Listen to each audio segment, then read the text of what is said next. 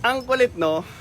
Pag yung LGBT nakakita ng magandang creation ng grupo nila, they actually hail one another. Ooh, successful businessman, successful uh, artist, successful so on and so forth. Diba? Successful in sports. Hindi ako nagtataka kasi kalaban nila mga babae. Tapos, pag magkakaroon ng reality check na kung saan a lot of cases are happening in gay community, LGBT, suddenly they are trying to whitewash yung katotohanan na marami sa kanila ang career. Now, there's an explanation, of course, to that. And it's scientific. Ngayon, since mahilig naman sila Becky sa science daw, di ba? Sabi nga nung isa. Let's try to explain how HIV works or why these numbers are up sa mga gay. Well, this is Pinoy Extreme. Let's do this! Sabi niya, HIV is a virus, not a sexuality. But yes, of course, obviously. Di ba?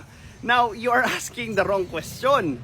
It should be, why is HIV highest sa mga bading? Tatay, that image doesn't prove you what you think it proves. Wow! Okay. Let's be clear. Statistics without context can be misleading. I agree naman, lalo na if you're going to interpret it in a different or a biased way. Lalo na para i-whitewash yung grupo ninyo. Sabi dito, HIV comes from unprotected sex and shared needles regardless gender or orientation. Oh my God. Ilang ulit ko nang sasabihin sa inyo mga bakla. Diba? Hindi origin yung unprotected sex and shared needles. They are a way to transmit the virus. Diba? So, ibig sabihin, yung transmission na yan, pwede ba siyang gawin ng straight? Of course. Pwede ba siyang gawin ng tibo? Of course. Pwede ba siyang gawin ng kung anong gender? Of course.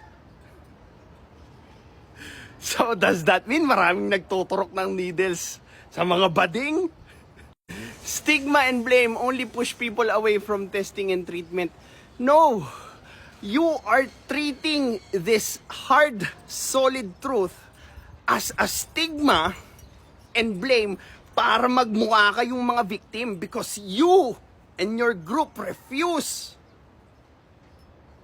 to be responsible doon sa mga pinaggagawa nyo.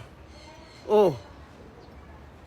Sabi niya dito, if we really want fewer HIV cases, we need education, access to healthcare, and compassion, not fear, shame, or misinformation.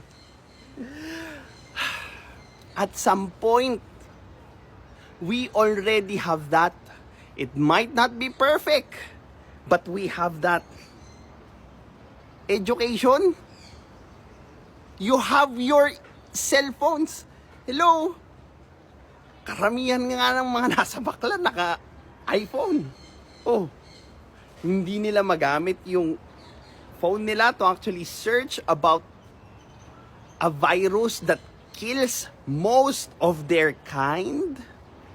Alam mo yung parang ang main target talaga is yung grupo nila, tapos yung ibang tao nadamay lang eh, collateral.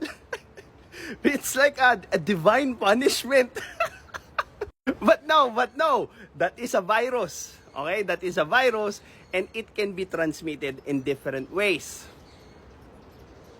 Okay? Now, sabi na niya dito, access to healthcare. Well, at some point, we have multiple access dito sa loob ng Metro Manila. If you are not aware of the hygiene clinics that we have all around Metro Manilas na kung saan pwede kang makakuha ng libreng testing And there are other groups as well that are giving free testing para at least doon pa lang maging aware na kayo. Eh kaso nga, paano kayo magiging aware kung kayo mismo ayaw nyong tanggapin yung katotohanan? Ano yung katotohanan? Na kayo ang top 1. Sakit, no?